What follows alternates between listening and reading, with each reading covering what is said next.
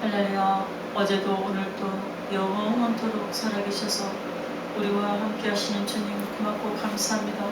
오늘도 정말로 주님이 보시기에 한없이 연약하고 부족한 주님의 종이 아버지 하나님 앞에 섰습니다.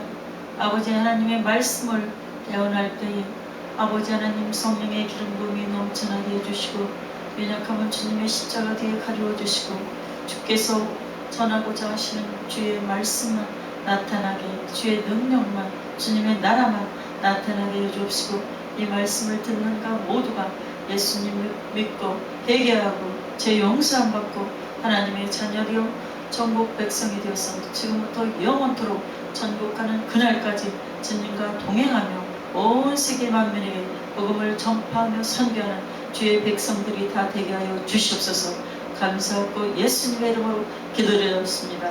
아멘. 할렐루야. 오늘 은혜 받으실 하나님의 말씀의 제목은 하나님은 나의 피난처.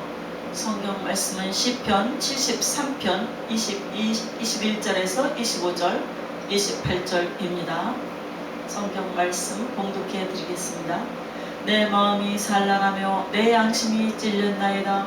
내가 이같이 꿈에 무지함으로 주 앞에 짐승이 오나 내가 항상 주와 함께하니 주께서 내 오른손을 붙드셨나이다. 주의 교훈으로 나를 인도하시고 후에는 영광으로 나를 영접하시리니 하늘에서는 주 외에 누가 내게 있으리요 땅에서는 주밖에 내가 사모하리 없나이다. 하나님께 가까이함이 내게 복이라. 내가 주 야훼를 나의 피난처로 삼아 주의 모든 행적을 전파하리이다. 아멘. 오늘 은혜 받을 말씀을 드려드리겠습니다. 사도 바울은 복음을 위해서 일하는 동안 세계 곳곳 천사와 사람에게 구경거리가 되고 줄이고 목마르며 헐벗고 매맞는 등 많은 고난을 당했어요. 우리가 아무리 신앙생활에 고생을 많이 한다 할지라도 복음 전파하는 사역자로서 또 믿는 자로서 사도 바울만큼 고생을 많이 하고 핍박을 많이 받은 사람은 없을 줄로 압니다. 그렇지만 바울에게 있어서 하나님은 피난처였어요. 사도 바울이 엄청난 어려움을 당하고 핍박을 받아도 그의 마음과 믿음은 조금도 흔들리지 않았어요. 왜냐하면 하나님은 바울의 피난처가 되셨기 때문이죠. 하나님은 바울이 피할 바위와도 같았어요. 사도행전 16장에 보면 바울과 실라가 복음을 전파하다가 감옥에 갇힙니다. 감옥에 갇히고도 원망과 벌평을 하기보다 그곳에서 찬송과 기도를 해요.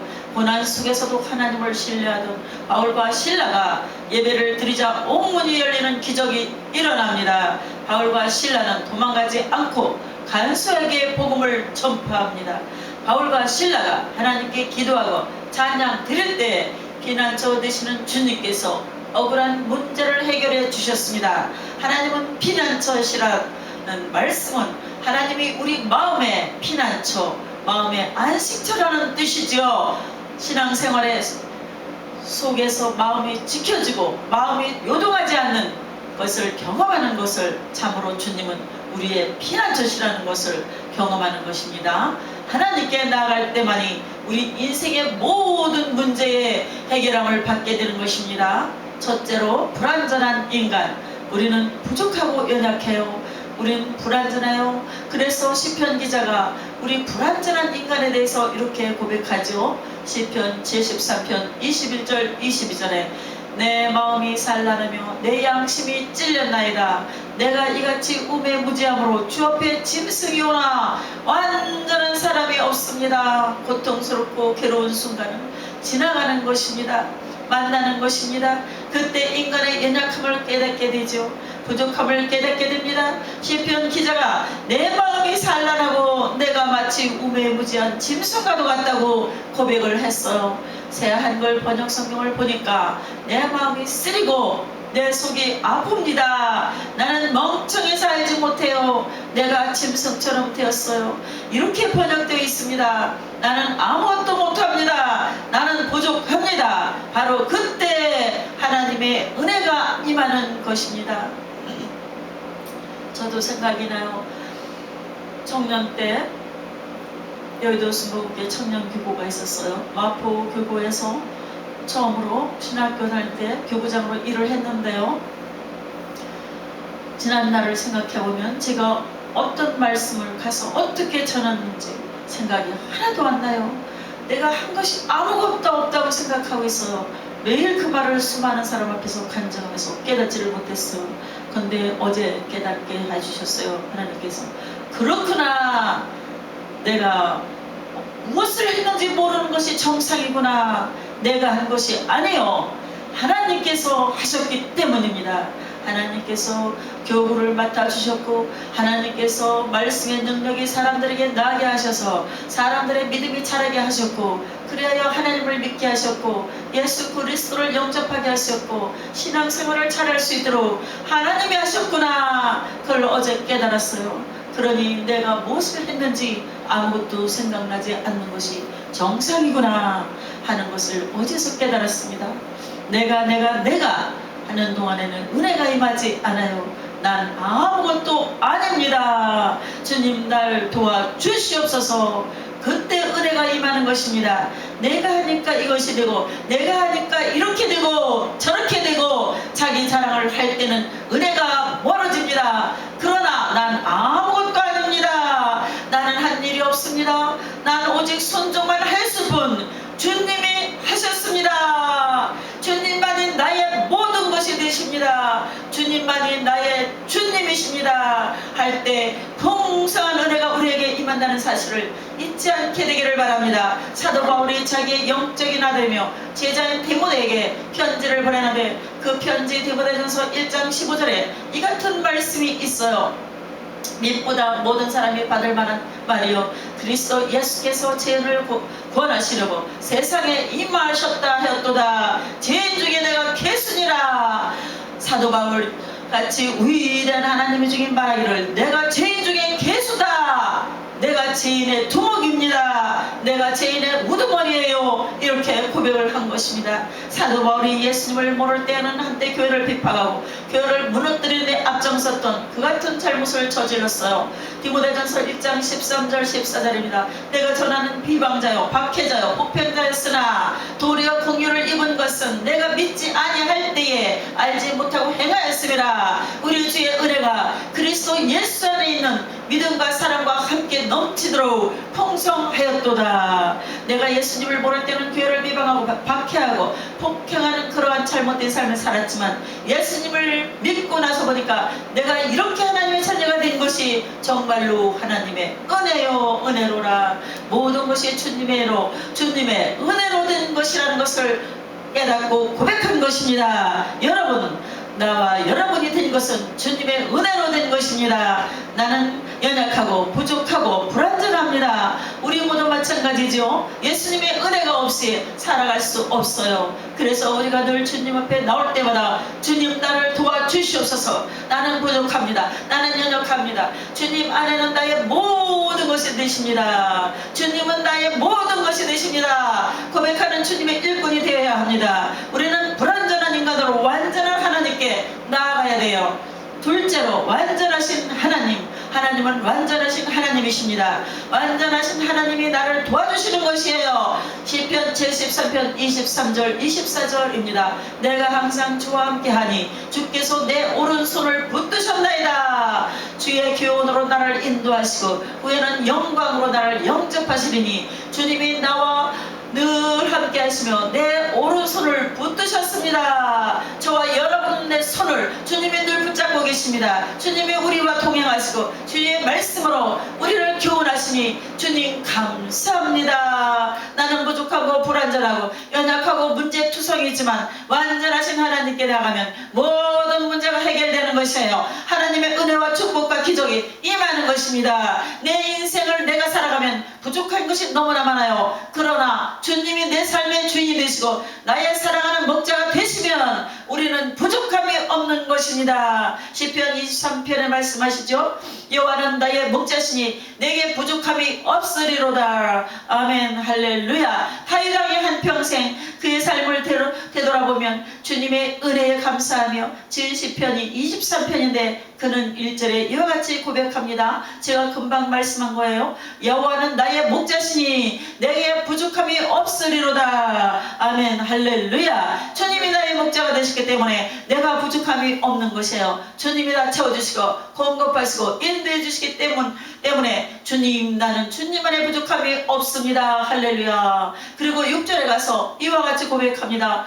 내 평생에 선하심과 인자심이 반드시 나를 따르리니 내가 여호와의 집에 영원히 살리로다. 아멘. 할렐루야. 우리는 연약하고 부족한 것 같지만 주님이 우리와 함께 하시면 부족함이 없다고 성경은 말씀하고 있습니다. 주님이 원하시는 것에 그저 순종하세요. 저도 많이 주님이 이것 해라 저것 해라 할 때 아버지 나는 너무 부족해요. 나는 못해요. 이럽니다. 그렇게 하면 안 돼요. 못해요 하면 못하게 되는 것입니다.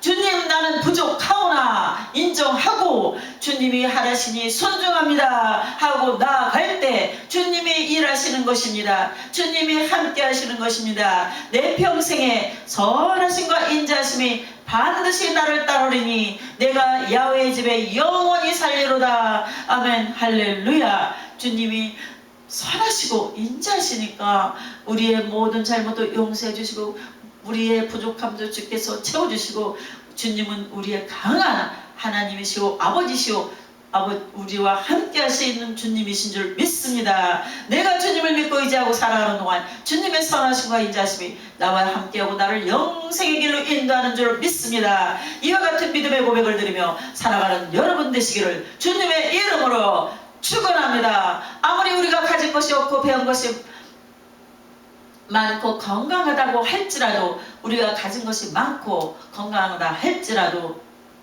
우리 인간은 부족한 곳 투성입니다. 여러분들도 잘 아시는 일, 경호원이 몇십 명이 둘러싸고 있었는데 한 청년이 와서 총을 꽝 쏴서 아베 총리를 죽이는 일이 생길 줄 어떻게 알았겠습니까? 온 일본이 충격에 빠진 적이 있었죠.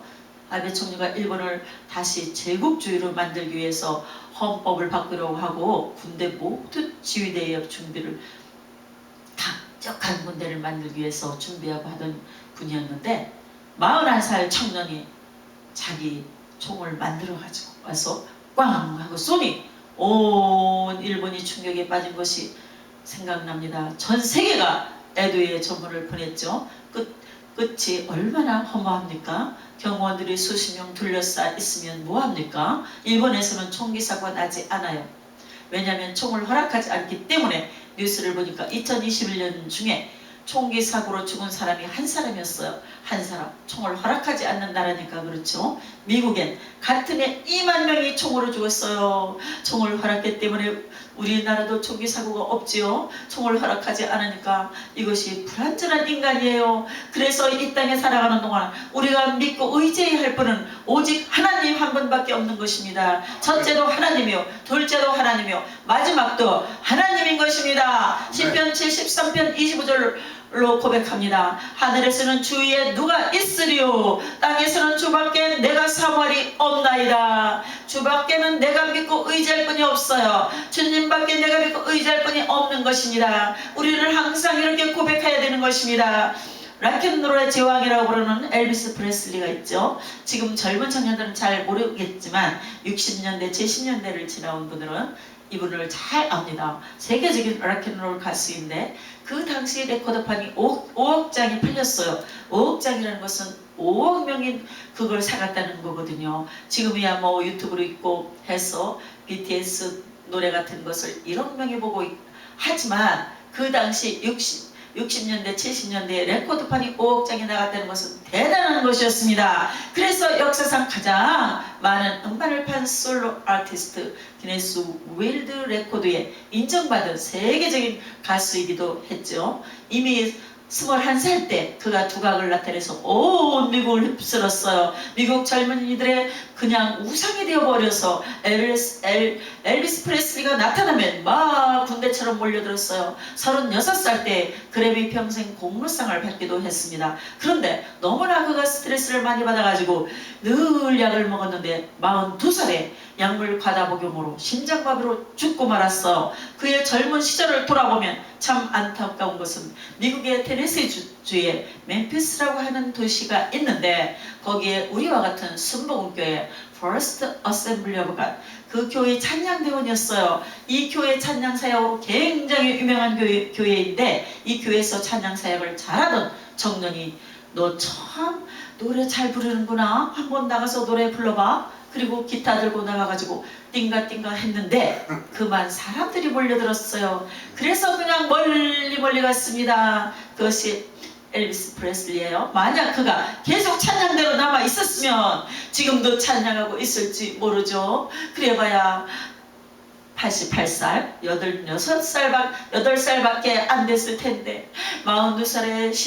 심정지로 죽었어요. 주님을 떠나면 안 됩니다. 아무리 여러분 인기가 있다 할지라도 아무리 모든 일이 잘난다 할지라도 주님을 떠나면 안 돼요. 아무리 우리가 출세하고 아무리 우리가 성공하고 아무리 인기가 높다고 할지라도 세상으로 나가면 안 되는 것이에요. 시편 73편 27절은 경고합니다. 무릇 주를 멀리하는 자는 망하리니 음녀같이 주를 떠나는 자를 주께서 다 멸하셨다. 어떤 경우에도 주님을 멀리하면 안 됩니다. 날마다 주께 더 가까이 가는 여러분 되시기를 주님의 이름으로 축원합니다. 네. 셋째로 하나님을 가까이 하는 복. 하나님을 가까이 하면 복이 있어요. 복이 있다고 성경은 말씀하고 있습니다. 28절입니다. 하나님께 가까이 함이 내게 복이라. 내가 주 야훼를 나의 피난처로 삼아 주의 모든 행정을 전파하리라. 아멘 할렐루야. 불완전한 인간이 완전한 하나님께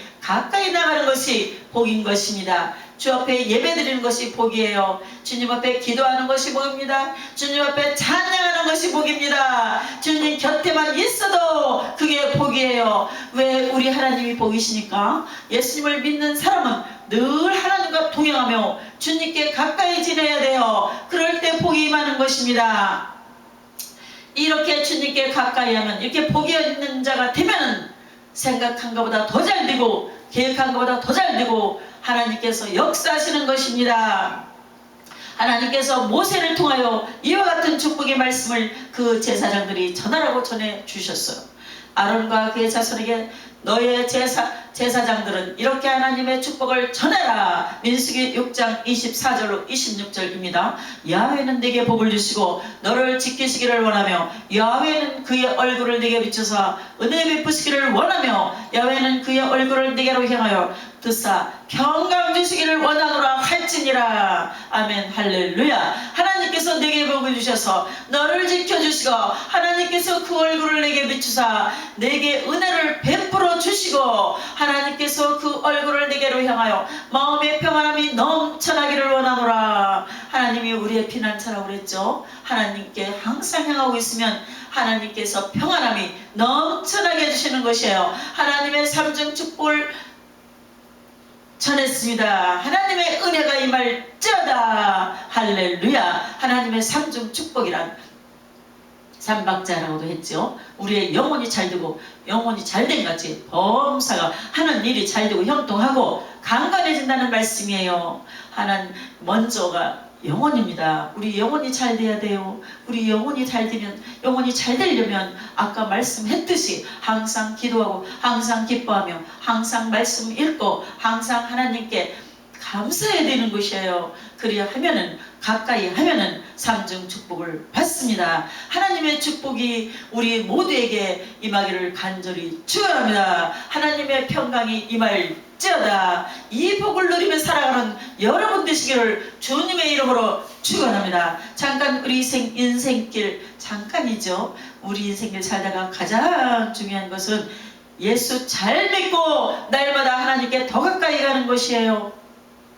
하나님께 더 가까이 나아가는 삶을 사는 것입니다. 한농대학교 총장을 지내신 장순홍 박사님이 하인 장순홍이란 책을 내셨죠. 이분은 세계적으로 알려진 원자력 공학자이며 한국형 원자력 발전을 세계에 수출한 그런 매우 우리나라 원자력 발전에 공로를 세운 중요한 분이에요. 그런데 이 책을 보니까 고등학교 1학년 때 벌써 인생에 대해서 깊이 고민을 했어요. 공부를 잘하나 못하나 많은 것을 가지나 못 가지나 결국 다 죽을 건데 아둥바둥 살 게 뭐 있나? 와, 이런 걸 깨달았어요. 벌써 어린데.